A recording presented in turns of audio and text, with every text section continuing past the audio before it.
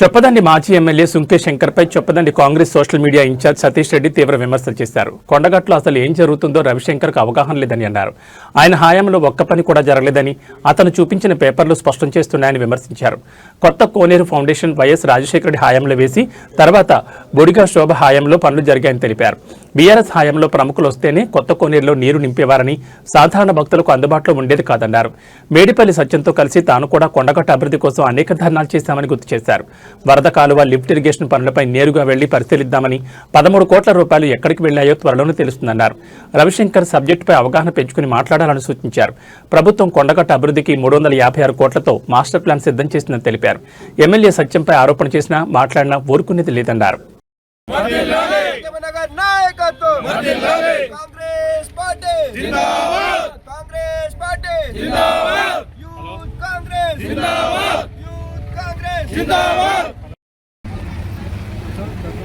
నిన్న జరిగినటువంటి సుంకే రవిశంకర్ మాజీ ఎమ్మెల్యే గారు ప్రస్తుత ఎమ్మెల్యే మీద అవాకులు చవాకులు పేల్చిండు.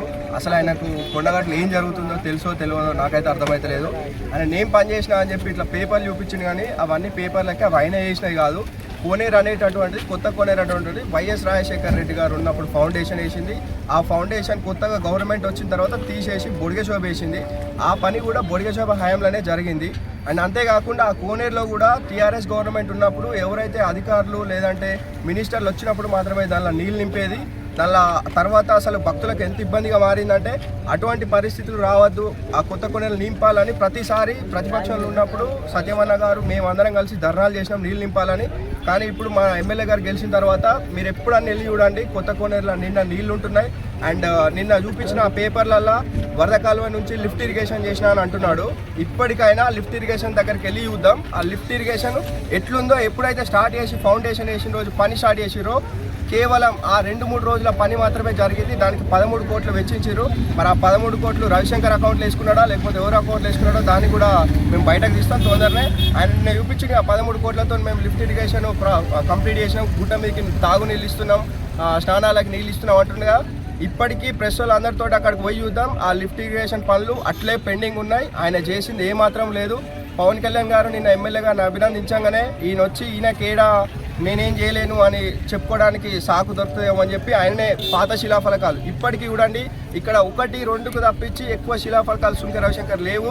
మాజీ ఎమ్మెల్యే బొడిగ శోభ ఉన్నప్పుడు చేసిన పనులను ఈయన నేను చేసిన అని చెప్పుకుంటుండు.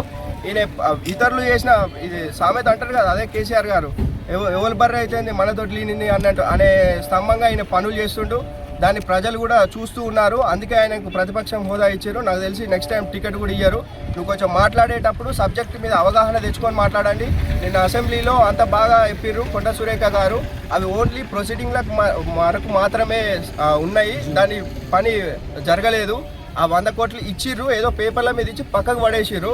ఆ విషయం తెలుసుకోకుండా కొండ సురేఖ గారే ఒప్పుకున్నారు 100 కోట్లు ఇచ్చిర్రు అని అనడం అది నీ మూర్ఖత్వానికే, నీ అవివేకానికే వదిలిపెడుతున్నాం మేము. ఇప్పుడు పవన్ కళ్యాణ్ గారు 39 కోట్లతో పాటు మన కొండ సురేఖ గారు 356 కోట్లతోటి మాస్టర్ ప్లానింగ్ రెడీ చేసింది అసెంబ్లీలో. మీకు 4-5 రోజుల్లో మీకు కూడా పంపిస్తాం మా దగ్గర నుంచి.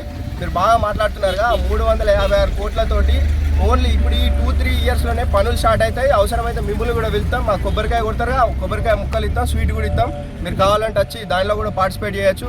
కానీ మీరు ఏమైనా విమర్శించేటప్పుడు దానికి సంబంధించి సబ్జెక్టు తెలుసుకొని, నీకు తెలియకపోతే నీ పక్కన నడువు, మళ్ళీ లేకపోతే మా యూత్ కాంగ్రెస్ వాళ్ళు ఉన్నా మీకు డౌట్ ఉంటే మేము వచ్చి చెప్తాం.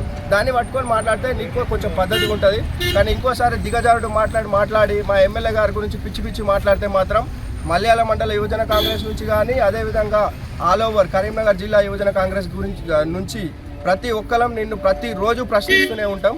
నువ్వు మాకు సమాధానం చెప్పడానికి నువ్వు రెడీ ఉండాలి. వై జంక్షన్కి రమ్మన్నావు కదా, మేము వై జంక్షన్లోనే ఉన్నాం. నువ్వు ఎంతసేపు వస్తావు మా దాంట్లో ఎవరికైనా ఒకరికి ఫోన్ చేయి, నువ్వు ఏ టైంకి వస్తావు ఆ టైంకి మళ్ళీ అందరం ఉంటాం, చర్చ చేద్దాం, మాట్లాడుకుందాం. కానీ అంతేగాని ఇంకోసారి ఎమ్మెల్యే గారి గురించి మేడిపల్లి సత్యం గురించి మాత్రం విమర్శలు చేస్తే ఊరుకునేది లేదు. దీన్ని అసలు నేను మండలంలోనే కొండగట్లో అడుగు పెట్టనియ్యం, గుర్తుపెట్టుకో రవిశంకర్.